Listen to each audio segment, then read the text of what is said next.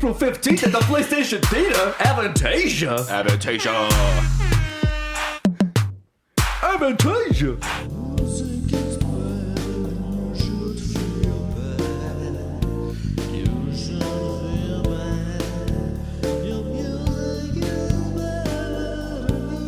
So what's going on? So there's this concert coming up. It's supposed to be kind of a big deal. It's kind of it's a North American exclusive for the band.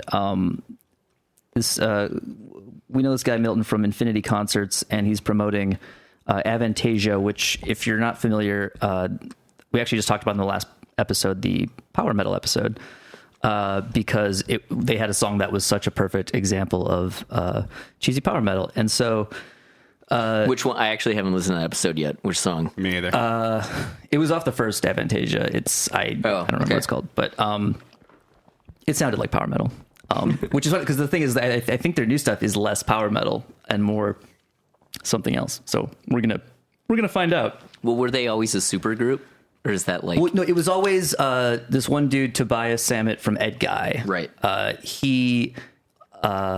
I don't know how Ed Guy works, but he wanted to do something. Do they work? They work? I thought he was in charge of Ed Guy also. So I thought it was weird when he was you mean what their right in their internal? I don't know. Sorry, I don't know. Maybe not. He's just overflowing with creative ideas, probably that are just too big for Ed Guy. Yeah, like a thunder.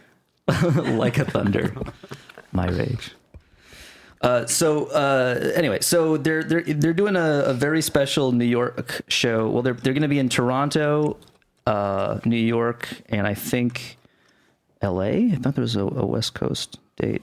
I know, but these are like their first ever North American shows. Is that I the think deal? so. Yeah, I think as an official Avantasia thing. I know Ed Guy's played in the States before, but I don't know if Avantasia has.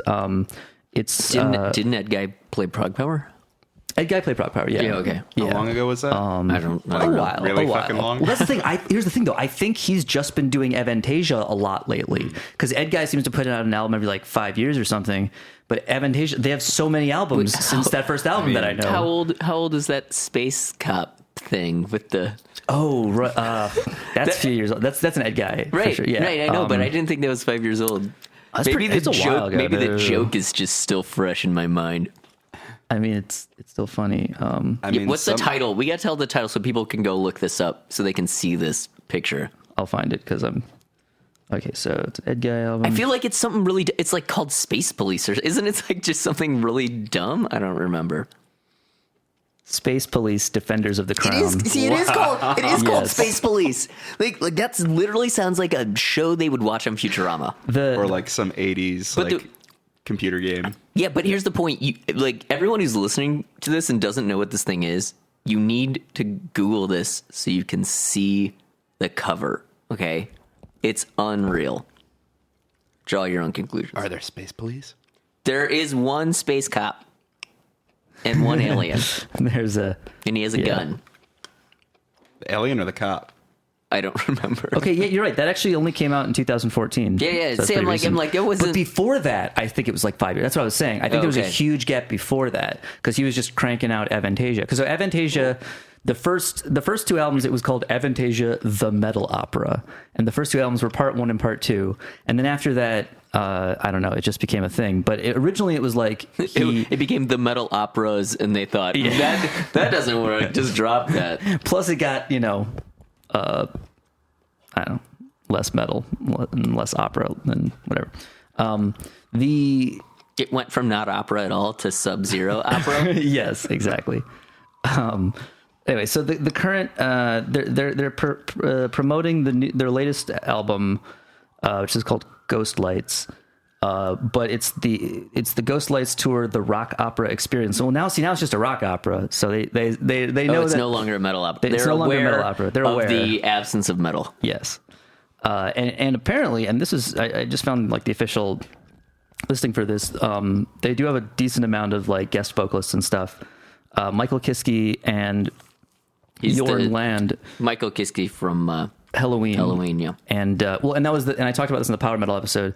The first Avantasia album was the first time Michael Kiske had done anything metal related in a long time. Why? Because he'd done nothing, or he left Halloween. What was he doing? he left Halloween and then he just like was like no more metal. Right, but did he do something else? He did like pop stuff that wasn't popular, you know, like the same stuff any metal vocalist who for some reason, like Europop. Yeah. Yeah. But like not even popular, like more like watered down AOR, I guess, or something. Just doesn't like every metal vocalist. Right. That's what I'm saying. Yeah. Every for some reason they're at some point they're just like, you know, I'm not doing metal anymore because I don't know why. I guess I don't know, but they're like, because I'm sick of being broke. I guess, but they never make more money. Shows. But they never make more money not doing metal. Right, but somebody gets in their head and tells them, "Man, you're so good." You should, because Jorn Land is like a legitimately amazing singer. Plus, whatever the guy is right. Awesome. Plus, whatever terrible band experience they had, they blame on it being a metal band rather than just I was in a band with a bunch of douchebags or whatever. You know, well, or like any band. Just being in a band is difficult in general. Exactly.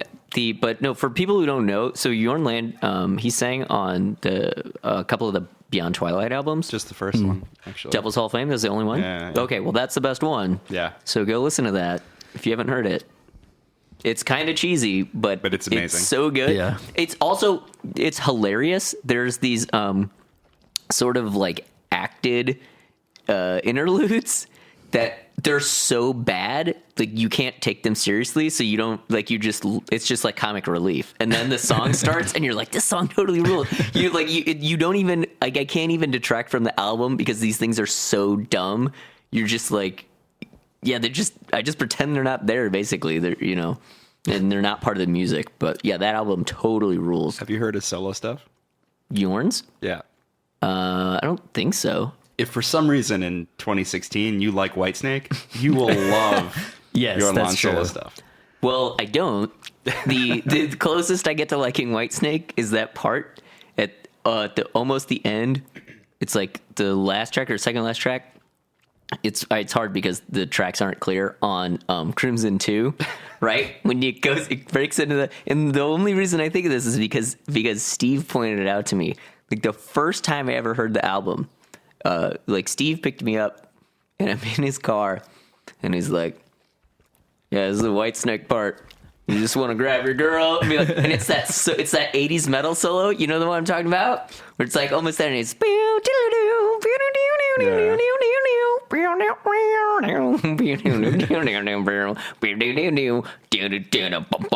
and then they like go into the clean part and it's so Whitesnake. But that's like that's as close as I can get to Whitesnake in 2016. And that's from 10 years ago. That's what Jorn did when he turned his back on metal. Is he was just sounded like Whitesnake for like 5 years. Yeah, he just did like old like. I mean, Dan Swano, who loves AOR and stuff, only managed to sound like Whitesnake for 5 minutes. Yeah, exactly. And that was enough. Well, and one of the times I saw Jorn at Prog Power, he just came out and like did covers and sounded like Whitesnake for an hour. Oh, I was like, okay. I don't think I was there, was I? Or no. You weren't there. You weren't there with that. All right. Because I'm like, I don't remember that. No. So wait, so who else? Okay, so who else is on this? Jorn Land, Tobias Sammet, Michael Kiske. Who else? Eric Martin. What's he from? Don't know. I know Tony Martin was the dude in Black Sabbath. It's Eric Martin. Who I love that everyone else hates. It's not the Eric Martin from Mr. Big, is it? I don't know. I might have to look this up now. I wouldn't be surprised. All right, I'll look it up. There's also Ronnie Atkins. They're still cashing checks from Mr. Big, by the way. Oh, of course they are. Didn't they? Did they do like a periodic reunion thing or something? Like they're not. Ronnie Atkins from what? I don't know what he's from either. The Atkins diet. It doesn't say what any of them are from. It just lists their names. Dead? Yeah, I don't know. I thought he like died from a head injury, like while jogging or something. Probably. This probably is totally wrong, and everyone listening to this is like, "What?" We don't fact check. Yeah, we do not fact check this podcast. It is the Eric Martin from Mr. Big. Okay, good call. And Ronnie Atkins, I want to say, has got to be from some other 80s thing. What would make you say that, Matt? Because it sounds familiar, and of course, because everyone else on this is from the 80s? So far, everyone is from the 80s. Or wants to be from the 80s. Oh, when did Jorn start doing Yngwie? It's the guy from Pretty Maids. Well, there you go. Yeah. Wait, when did Jorn start doing Yngwie? No idea. I mean, when does Jorn's career start? I only really know. I wouldn't be surprised if it was in the 80s. The earliest stuff I know is probably 90s. and Beyond Twilight. Yeah, but I feel Yorn's, like I think Yorn's like not actually from the 80s. He just all right. This I actually want to look them. up because I'm curious. He like just missed him, I think. I don't care about the Atkins thing. I can be totally wrong about that, but I am curious about when Yorn started his career. But I thought the 80s were going to last forever. They did last forever. Yeah. They're still happening, man. I got my shutter shades. Oh, you guys are right. Years active. Look, this is according to Wikipedia. So, I mean, I could just edit the page to make it self-serving because I really doubt anyone is going to revert that edit. But it says years active 1993 to present. And Arc and Beyond Twilight are both in apparently his 99 to 2001 period. He did whatchamacallit. So there's 6 years. So I had he's no almost, idea what he was doing. Yeah. Well, there's a lot of bands here I haven't heard of, like the Snakes. Well, that's what I was asking though, was when he was with Yngwie. Because I feel like that's the thing. probably I think he was. how he got. He was never on. I don't think he was on. Was he ever on an album? I don't know. I think he only was. I don't listen to Yngwie. Right. No. Neither do I. I'm pretty sure he wasn't. I'm pretty sure he was just like on a tour, and then was like, "Fuck this guy." And so that's why it's like everybody else. Right. It was like, when was he with Yngwie? I don't know, but it wasn't for very long. Wait, talking about being with Yngwie, have I told my Jens Johansson story on here? I feel like I haven't because you guys don't even know it, right? No. The Yngwie story. I gotta tell the story. Sure, this is close enough to. This story is amazing. Okay, so I don't know if so Joe Stump told me this story. Okay. I like where this is going already. So Joe, I think he told us in class. I think he didn't just tell me. He told a bunch of us the story, and so Jens plays keys. He played keys for Yngwie, and he plays keys for Joe because if you did something for Yngwie, you can come do that thing for Joe. and so Joe was like, yeah, he's like, working with Jens was interesting. He's like, guy drank this stuff. I don't know. I'd never heard of it. It was called Natural Light. And we're like Natty Light. Oh, no, I'm sorry. Natural Ice. Oh, Natty Ice. Natty Ice. Gross. Joe was like, this stuff is terrible. Because Joe drinks like Jack and Coke, whatever.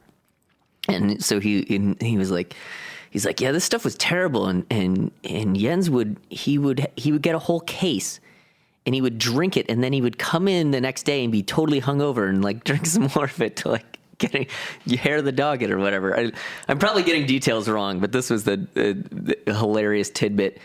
But then he said the deal that he had with Yngwie, that Jens had with Yngwie, was Yngwie had him on retainer. Okay, so basically, you're not doing other stuff so that if I book a tour tomorrow that's going to start in 3 weeks, you're available. And so he's like, it's a pretty sweet gig. You get paid to do nothing a lot of the time. Like, you just be available. And apparently, like, Jens decided he wanted to do, and unfortunately, now I was told the story over a decade ago, and whatever band it was something I didn't listen to, and I don't remember. But like, he dropped the retainer deal he had so that he could go do this other project. It might have been Stradivarius. Maybe because he's still in Stradivarius. That sounds highly correct. Yeah, like plausible. But here's the reason where the story's going. I think it might not have been because apparently like Yngwie was not thrilled about this news. And especially when he's like, I mean, you got like such a good deal here. I'm like paying you, like you don't even have to do anything. So whatever the project was, like at some point, he was free again. This is why I think maybe it wasn't Stradivarius. It might have been something else that didn't go somewhere. He calls Yngwie back up because he like wants to get back on the thing. And Yngwie basically like shut him down. Like Joe there was like some phrase that he used when he told the story, one of those things like, I have no son, right? But like, that's not it, because obviously, it was some like, bam, in your face. But I don't remember what the exact quote, but apparently it was a pretty harsh turn down. And he was kind of bummed out about that. Just think, he could have 1/3 of 1/4 of the stage with a laptop all to himself. Oh man! If only he had stayed on that retainer. Yeah. Sorry. It might have been. I thought at some point he tried out for Dream Theater, and then that like fell through or something. I wonder if that was part of it. I don't know. I feel like I would have remembered that because that would have been even more hilarious. Yeah, but I don't know. I don't think that probably wasn't it. But anyway, I really need to tell that story. We're way off base here. Okay, so we were trying to figure out who else is on this thing or what they're from. So Ronnie Atkins is from Pretty Maids. Yes. Okay, who else is on this? Those are all the... Okay, so the lead vocalists are Tobias Sammet, Michael Kiske, Eric Martin, Ronnie Atkins, Yornland. Backing vocals are Amanda Somerville and Herbie Langens. I don't know who either of They those both are. sound familiar, but I don't know who they are either. They've probably been backing vocalists for other European metal stuff. Amanda Somerville sounds familiar, but... I mean, Somerville's a neighborhood in Boston. That's Guitars are Sasha Paith and Oliver Hartman. Where are they from? Sasha Paith is like a big producer. He produced like Camelot for a really long time. I don't know if he's still doing them. Okay, the name was familiar. Yeah, he's a big producer, but he also plays guitar in like a bunch of bands or something. Wait, Camelot's still a thing? Dude, they're huge fucking still. making bank. Oh my They're God. bigger than ever. They did that stuff with Shagrath, however you want to say it, and then the worse you get, the more people flock to it. The other thing is he probably played guitar on way more things than he's credited for, because that happens. Well, yeah, and sometimes he's known when for being you're- like a producer too. So Right, like that's what I'm saying. You're producing the thing, and you're like, let me just fix your parts because you can't play or you don't know how to write a song. I remember, they just do it. I remember seeing a lot of power metal albums with like a credit that he played a solo or something, and I'm like, why do I care about that? But they're like, well, he produced our album, so. All right, and there's a bunch of Scandinavian names for all the other instruments, and I haven't heard of any of them. So moving on. So just for backstory, again, like I personally listened to the first Avantasia album, and then the second one came out, and even though it was like part 2, I listened to it and I was like, it sounds like that other album I already have, so I'm out.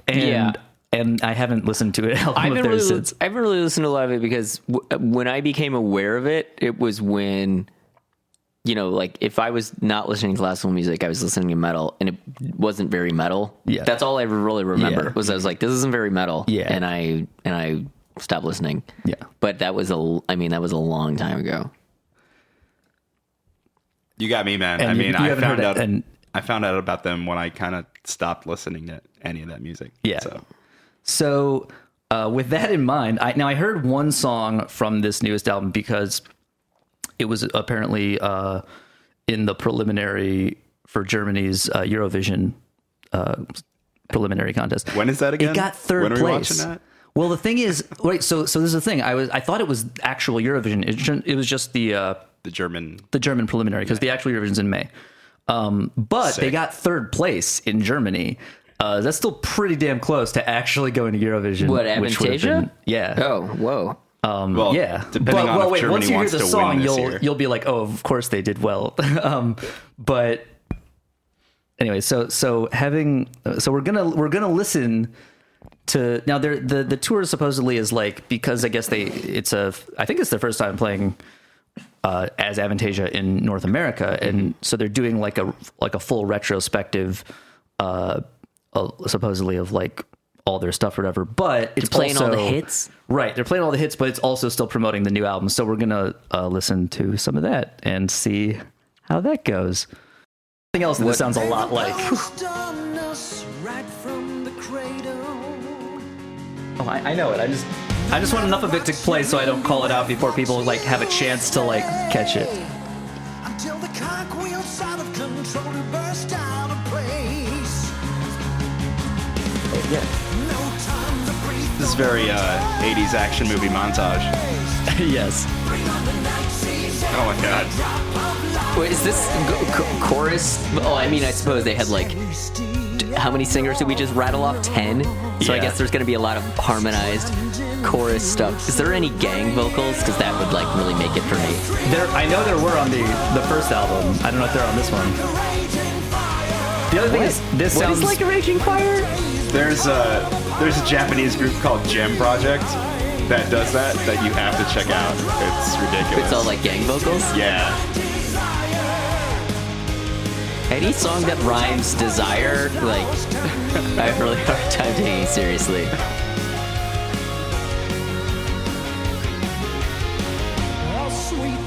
So when I first heard this, I thought it sounds like a lot like Meatloaf, really. Oh my god. And then I happen to go on,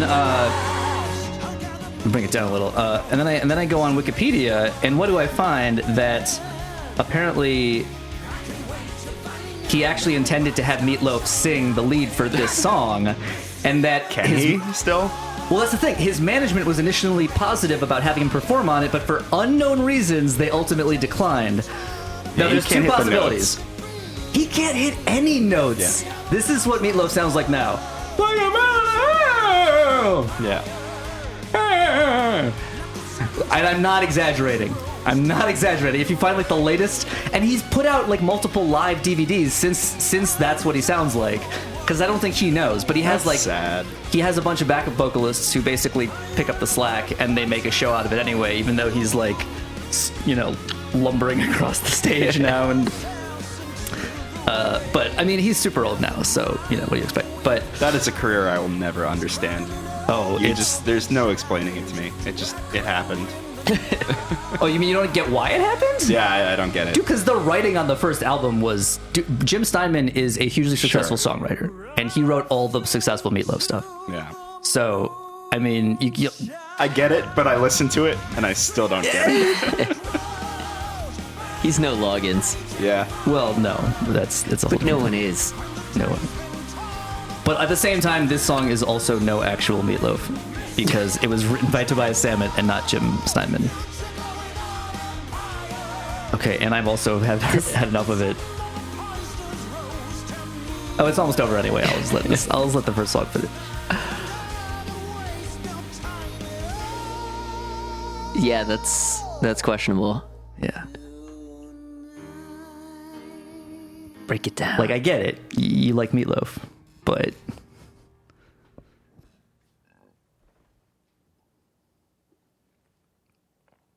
This next song is called Let the Storm Descend Upon You. It's a long title. It is. That piano sample there. They just had it. I wasn't really listening that closely, but the piano at the end of the last song at least kind of sounded real. This one sounds totally fake. Yeah. Maybe, dude, I wonder if because they needed this to be so quantized, they were just like, just punch it into the sampler. We're not going to actually play that. I can't play piano well enough to have it both quantized and with zero dynamics. The other thing that I remember from the first Avantasia, which did not surprise me, was that since Tobias Sammet wrote all of it, he is... traditionally a vocalist, but he also writes and plays, I think, the keys in the studio. But the keys in Ed Guy and Avantasia, they've never been that complex or anything. So he's writing on the keys, but he's so he's pretty much just writing 1, 4, 5 progressions and stuff on the keyboard, and then the guitar comes in and plays chugga chugga chugga over it, and there's no riffs, right? There's no guitar riffs on Avantasia because that would require a guitar player to write one.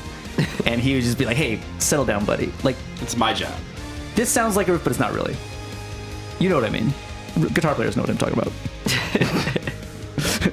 Am I right, guys? This sounds an awful lot like the first Avantasia. I can't hear. That's what he said. No, I can hear. Okay. I heard him say, I can't hear. And I'm like, well, then maybe music wasn't the thing for you.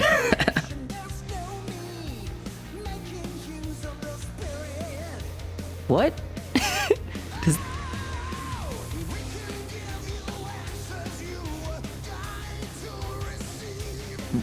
What? Can they? I'm very confused.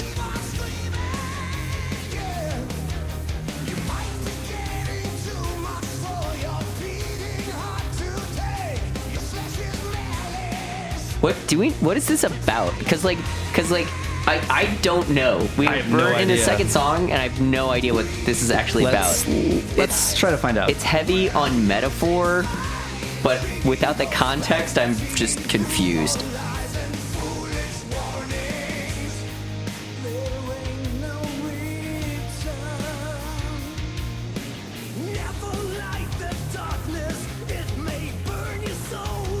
Never like the darkness. It might burn your soul away. Somebody's been listening to a lot of Dio. No, at first, I thought he meant it like it was never like the darkness. Yeah. But you're right. That it parses the other way.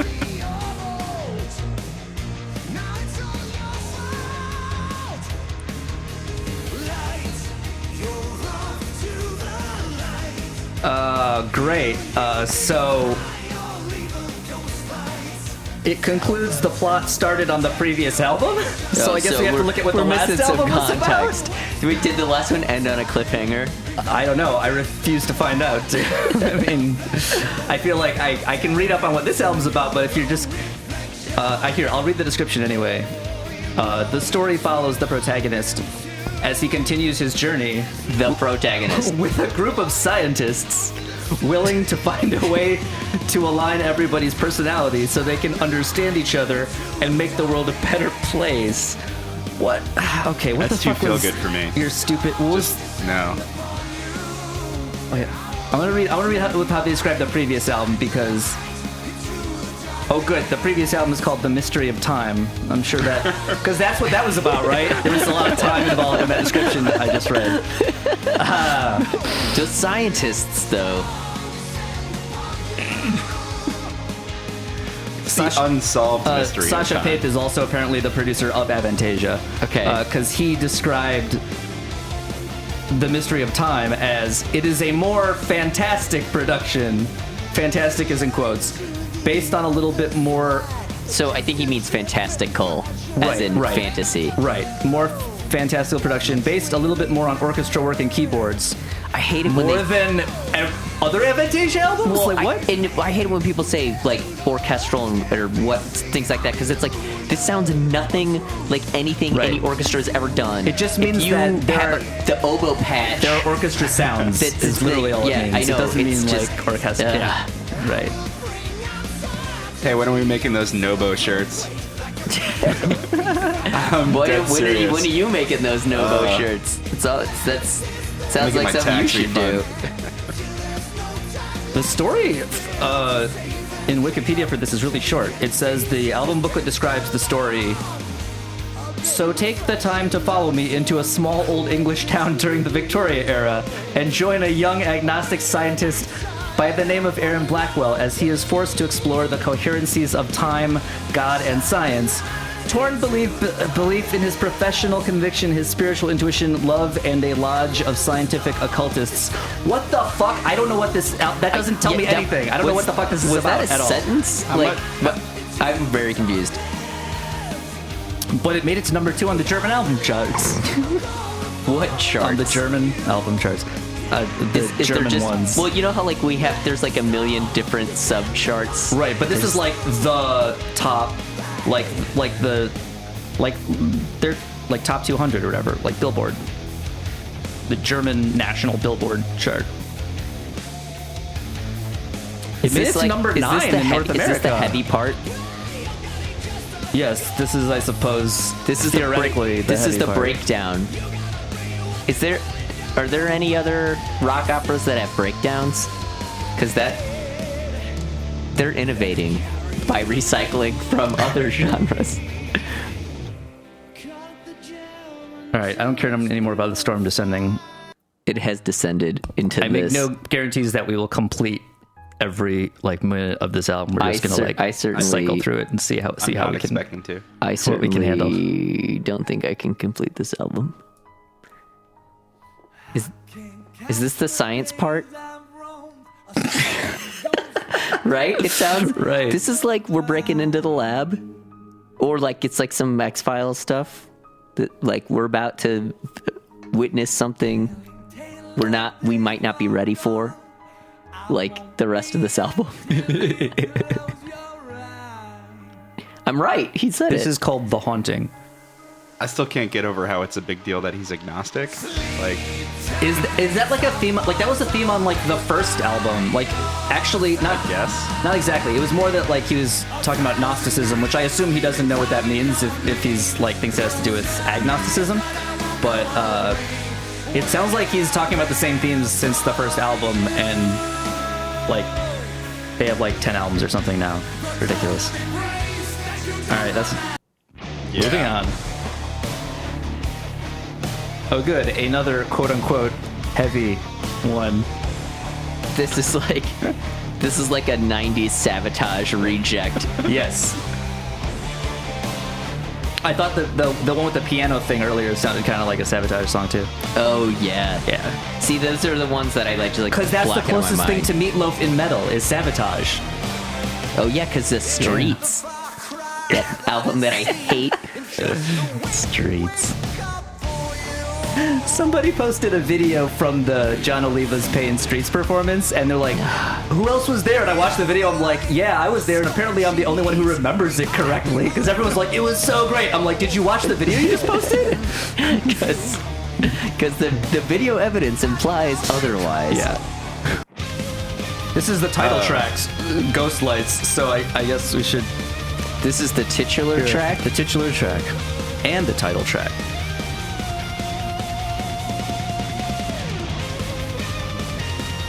Sounds like power metal. Yeah, I mean, this is like as power metal by numbers as you can get, basically. If only this lead were harmonized. Oh, that's painful. This, right. oh yeah. Like this, if you played this, oh my god, this would be great. If we just played this part, like, to a million people and ask, be like, what band is this? You wouldn't know. There's like 900 bands it could be. Yes. And they've all played at Prague Power. No, only the ones that could get into the country.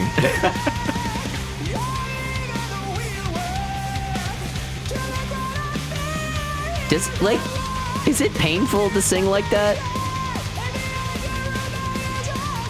I don't know. It seems like it would be exhausting. Yeah, because I'm exhausted. you're at that point you're just depriving your brain of oxygen. So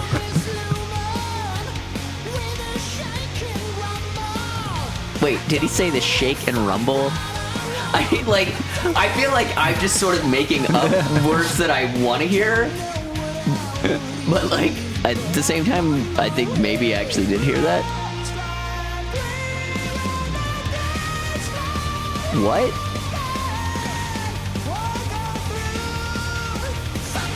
it almost doesn't matter if it's exhausting to sing like that because it's exhausting to You listen to it. Yeah.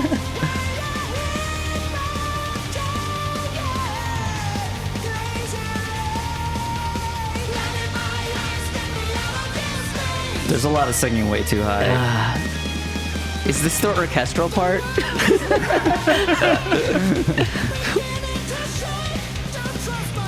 There will be more choirs. That's like orchestral, right? It's so orchestral. We all like sang together. There was a harmony. There was no counterpoint.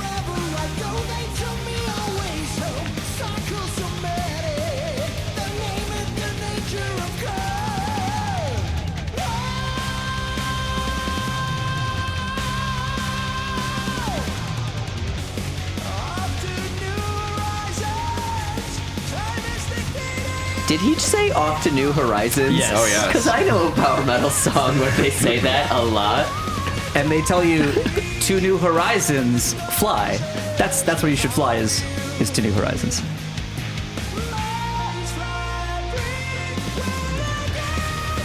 I can't do it. Oh I'm my god, sorry. yeah, that's enough of that. I've been told this one is particularly cheesy or something. I mean, the bar is pretty high, but like I'm believing. Yeah. What? Draconian Love? Yes, Did he is really the name say of the that? title. Is the name of the song? Yes. I'm not really familiar with his relationships. Just walk away, dude. You're not a prisoner. Welcome to your What is it? What? They were like, we listened to Typo Negative. We don't really get it, but Kaleidoscope Eyes.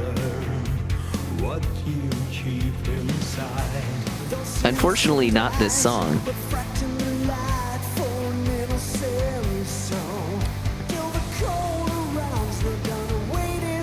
There's a bomb in the studio, and if the 4/4 pulse stops, it will go on. Oh, everyone's dead. Everyone's dead.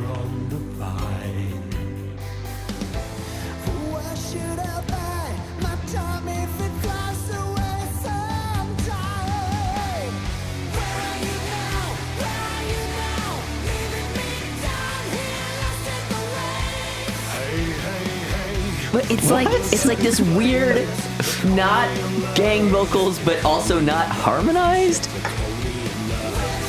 Draconian Love, they keep saying that. None of this makes any sense. I'm sorry.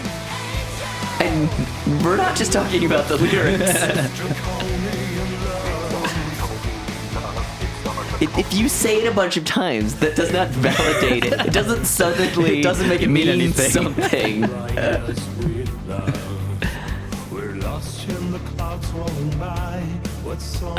What?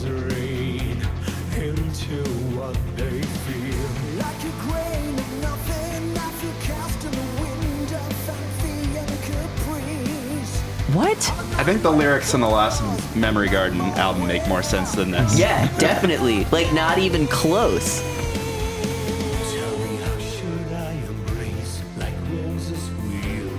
I think the lyrics on the last ICP album make more sense than this.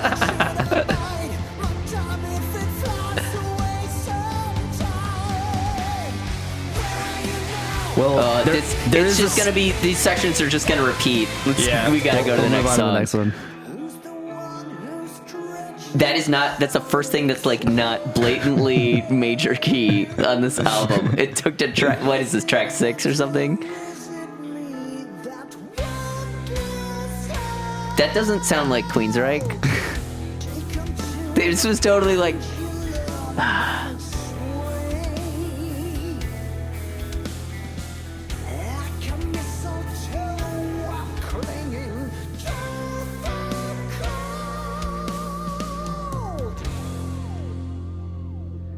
Do they know what year it is?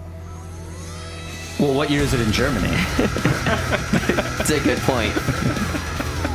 I was just in Austria, but I haven't been to Germany. Woo! This solo is definitely from 1988.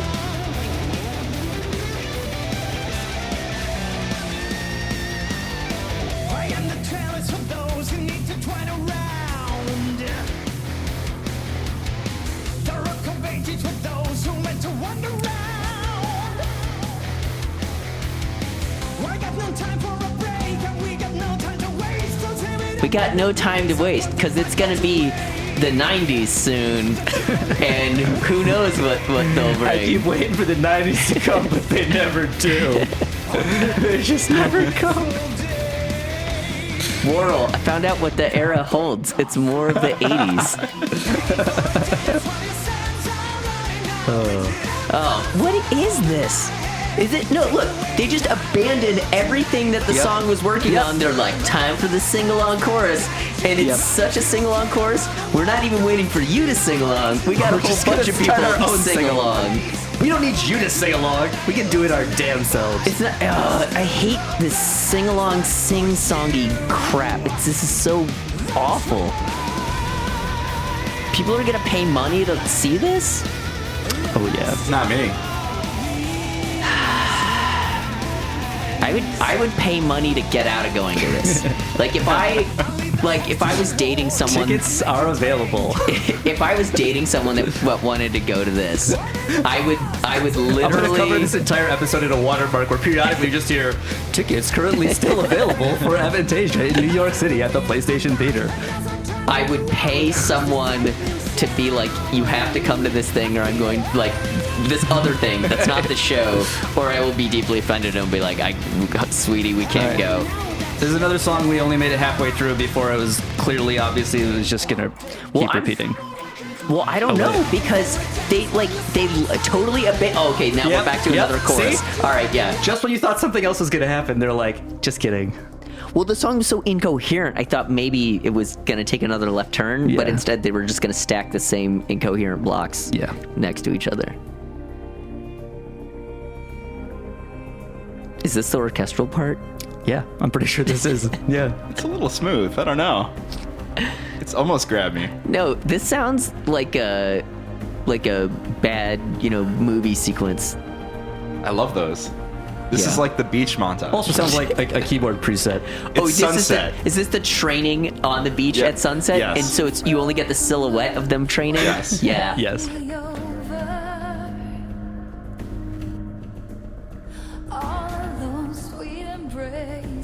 Wait, are we sure this isn't from the Karate Kid soundtrack? Wait, did she say all of those sweet embrace?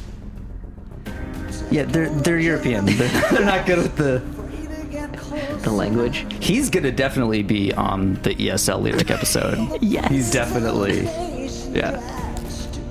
Right, that's been in the back of my mind this whole time. I'm like, this is... We gotta start... We're losing a lot of material There's here. a few obvious ones, but there's gotta be more. I know you just gotta sit down and think about it and like... Honestly, Spotify has been very helpful in my process of preparing podcast episodes. Is this the girl from Within Temptation, or does she just sound exactly like her? Look it up. It's because either it's a blatant ripoff or it's her.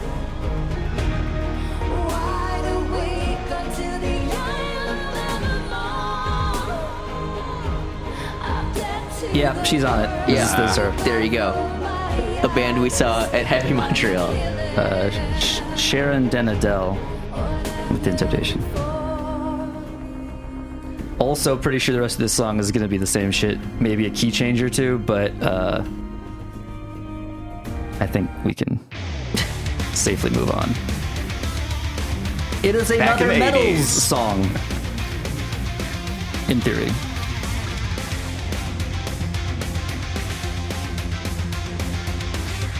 Ugh. So many major songs. So many cliches. Too many cliches. We should make a total metal looking t-shirt that says too many cliches. Yes. Also, speaking of which, the title of the song is Babylon Vampires with a Y. Are you serious? Yes. Yes. We need a cliches per minute counter. Yes. It would break. It probably only can handle 64-bit numbers. No, just every time there's a cliche. Oh shit! It doesn't work. My air horn isn't working. Oh well. Foiled. I can't play it. I can't remix this shit live. Avantasia remix is Avantasia, New York, PlayStation Data, Manhattan. That would actually be an improvement. I'll put it in the description anyway. I'll just say we remixed it. You could say derivative work, and it would have two meanings. Yes. Oh no. Oh boy. How did this get happier? Because Babylon is burning, and they're totally into and that. They're loving it.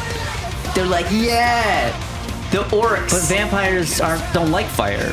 Oh, I forgot. It's vampires, not orcs. Whatever. Whatever mythical creature. Wait, are the vampires the bad guys or the good guys? Wait, whatever the scientists. Right, I don't know what the science has to do with Babylon vampires. Did they make vampires? I Is couldn't this one tell of those you. science gone mad? Under no circumstances could I explain this to you any better. If you could, we couldn't be friends anymore. Right. I don't think I'd have this podcast if I could explain what this album's about. Like I know these things are bad, but then I avoid them, and so then when I'm confronted with them, it's difficult for me to reconcile that they're actually this bad, because this was made by adults, grown men that are older than you and me. Yes. Like, this isn't like, And they're paid to do this shit. it's not like the kids that are the flavor of the month and they're like barely 18 and it's just like some record label threw some drugs at them and they think, hey, girls will be into us if we do this dumb crap. These are like grown adults who think this is what they want to do. They started doing this in the year 2000. Which was still 12 years too late. Right, exactly. And it's gotten it's gotten more immature and more like Right, they just dumbed it down. Like, Right. it's more derivative. and a fiery what? I don't know. A lot of things are burning, but Including my ears and my brain. Oh, that's... Okay, this... we know now we hit the halfway mark, and we know there's going to be a solo, and the rest of the exact same thing, which means we can move on to this song, which is called Lucifer. So I'm sure it'll be a heavy metals song. Wait. Okay, the scientist ballad, to apparently. vampires and now the devil? What? I don't. Is this like a mythology? There's always some shit about like Gnosticism or some shit, and so it always has something to do with like religion from what I've seen. But I only know like about the first half of the first one. Is this like a whole like come to Jesus kind of thing? No, because it's all about how he's smarter than. I think it's all about how he's. About how he hacked into his own brain? And then, Yeah, Holy shit! no, you didn't say right. Holy shit. Oh, he does say holy shit though, so it is religious. Oh, I wish I could do that accent. It's so great. I think it's just him being superior about not being religious or something, and like doesn't get that that's not worth writing like 10 albums about. And yeah, there's a lot of talk about science, but Way more about religion. yeah, And vampires. yeah. There's not a whole lot of science in the lyrics, when I can tell. Oh my god, I'm so bored by the song. Yorn had another Babylon song on that was it the Mundanus Imperium album or heard it. the Sorcerer album? Is that Yorn? Yeah. I'll take you home tonight to the center of your soul. I'll take you home tonight. His voice still kills me though. Like he's No, so that's good. great. His voice Yeah. is super good. And But, he's singing about how Lucifer's going to take you home. I assume to fuck you, like well, center of your something. the place where your body ends and your soul starts. My root shot. Roads? Oh, I'm sorry. It is a power ballad. Of course it is. Oh, and make sure you get that 80s whammy in there.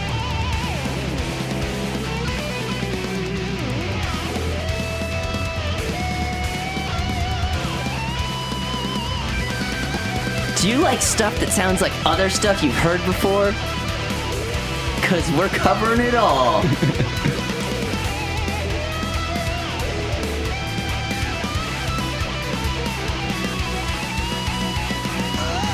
How will I forget him who wouldn't forgive? Me who just valued the power. How shall I live in peace with the one How should I live in peace with the world? devoured?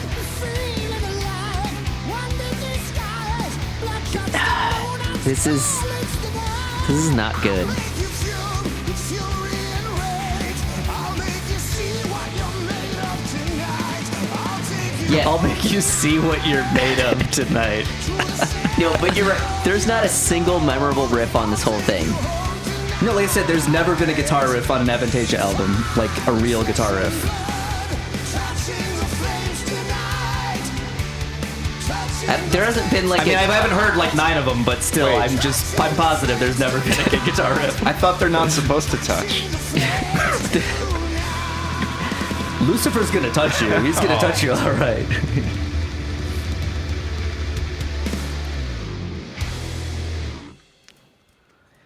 And it's over. Just kidding. I was excited for The a second. sweet mercy of death has not come yet.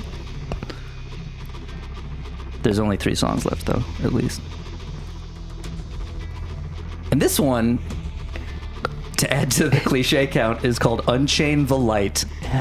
They got a bunch of these titles sound like titles from like the first Avantasia album, like shuffled with other titles from other songs. Like they're just all like they half have of words in a hat, okay? And after they draw the word, they put it back in. Like the there's hat. literally an Ed Guy song called something about Babylon, and there's the one from the first album that we used on the Power Metal one was called Reach Out for the Light. And this one is Unchain the Light. That's the thing. It's like Babylon. Like there's always the same group of mythological references, right. Like vampires, Babylon, all this stuff. Like it's super rare that people go outside this like chunk of stories that even if you failed high school history, you still remember the name. You're like, that was the thing. The pre-approved metal topics. Like these are the pre-approved topics for metal songs, or reasonable facsimiles of metal. Things that sound cool, but might also make you sound learned, but probably not to anyone who actually is. This is like the most predictable song so far, I think. Did he say with your head in the noose? Because it kind of sounded like he said with your head in the news. That's what I thought he said. I'm all over the headlines. I'm keeping up on current events. That's what I thought he said. Like the latest science and the vampires and Babylon's on fire. Did you guys read about that?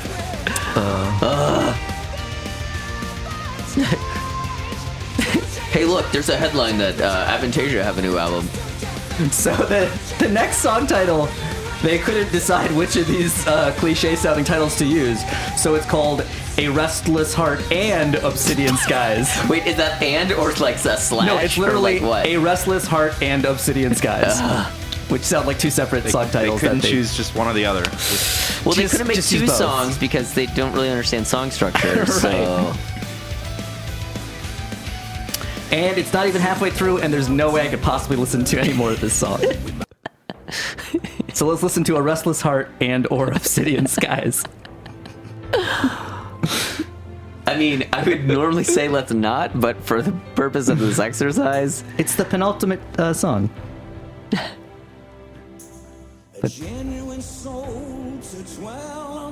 All that means is that it's almost over. Wait, is this like the end of Top Gun?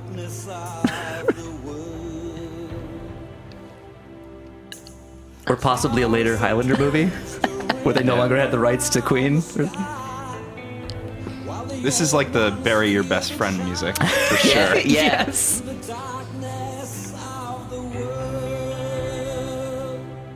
But you're remembering like all the important stuff he did. He didn't die in vain.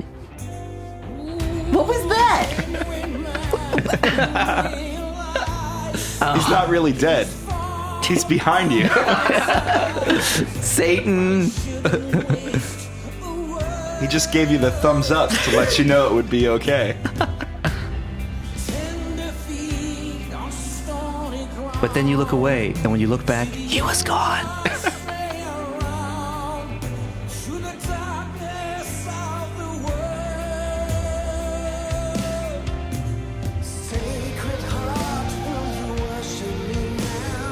What? That's like blasphemous. I'm super confused. Or is he talking about the university? I don't know.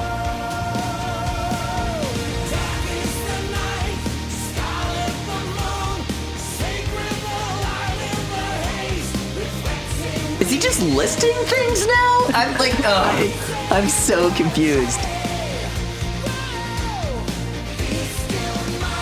Just listening to this is exhausting because it's perplexing. Again, these are adults. Yes. Up to where? There's a lot of mention of being on the way to things in this album. He's always on the way to somewhere, but nowhere that I Hey, he never gets tell. there. Hey, New Horizons, all right? To New Horizons, fly. Right?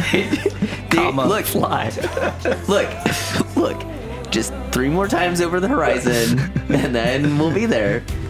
Maybe it's about how the world is round, so he keeps going and he doesn't know why he keeps coming back to the same place. Wait, are you telling me this isn't like a space thing?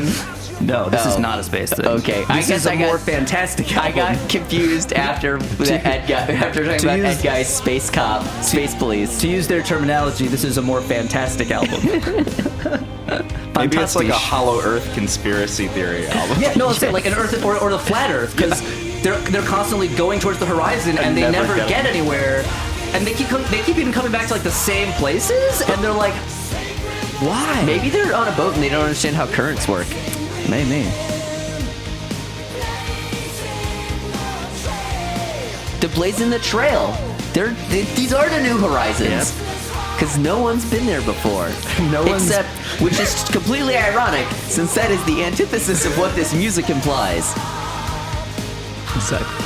I want to go through like all the lyrics and just like cross out every single trope they use in all the songs and see what's left. You'll have no Not words much. left. Yeah.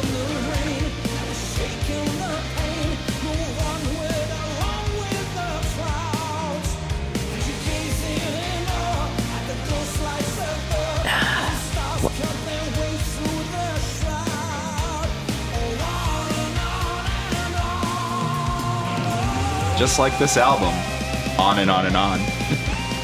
Yeah.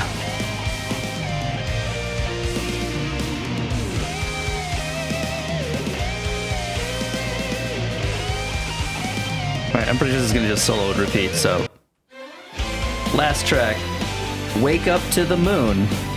And they chose the Learning to Live keyboard patch. Which also was the last song on an album.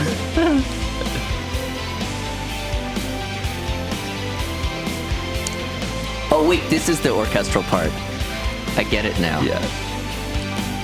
Those synth strings, man. That's like a third of an orchestra. Ah, jeez. Would it kill them to like learn counterpoint? It might. Yeah. It might. I realized that shortly after I said that. The stars are gonna line up. Like, if you're gonna take a moment to not be derivative, idiosyncratic, and tropey, the stars are gonna line up is not that moment.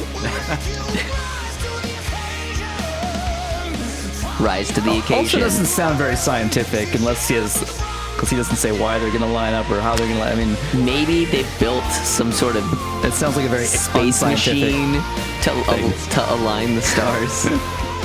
I think they just used it to draw dicks, to be honest, because that's what this album sounds like.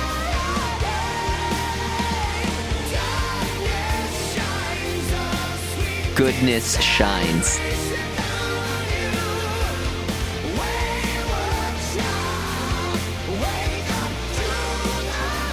I don't know how you're supposed to know this is like the finale because it's the same like tone as the choruses of every other song. Did he say "Wake up, child, to the goodness of the"? Because I hope he said news. Wasn't it like "Wayward Child, Wake Up to the Moon"? Yeah, because the title of it is "Wake Up to the Moon." Oh, okay. So I don't know what that means, but or how it's scientific in any way. Whatever he's been trying to teach you with this album, you've learned it by now. Just not any of us. Right, apparently we didn't wake up to the moon, which apparently not. I mean, it sounds like that's a kind of a late time of day to wake up if the moon's already out. What I learned is I hate this band. Like, there's a way to do like supergroup with gang vocals, and it's not this. Yeah. And still, gang vocals. Yeah. No, but it's this weird, it's not harmonized choruses, it's not gang vocals. It's like this weird, like, let's just all sing the... Yeah, it's probably just layered unison. Yeah, it's so bad. Just get everyone to sing the same part. And then they don't have to be in the same studio, you just line them up. And that's why it sounds so awful. Well, that's one reason. Well, that's one. That and the melodies they're singing and the songs they're singing them on and all the other stuff going on.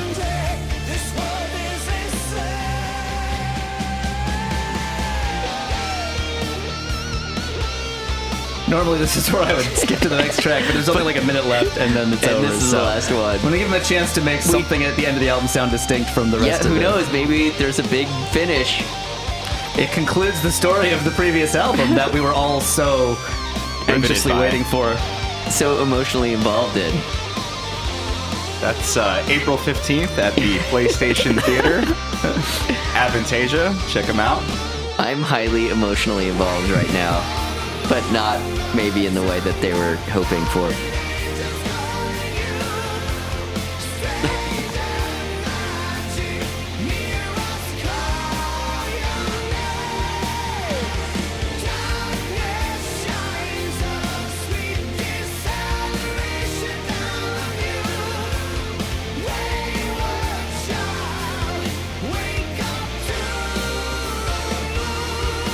So bad. Doesn't make any sense.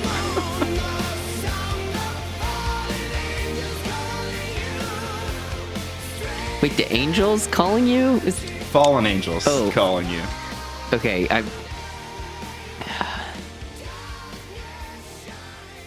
Darkness It's like shines. some like yeah. left-hand path mythology bullshit. I don't get any of it. Like I know. Nope, it just repeated and faded out You for know, like 5 minutes. like- That's well, April 15th at the PlayStation Theater. Check out Avantasia. But Dale. is this an actual beat or is it?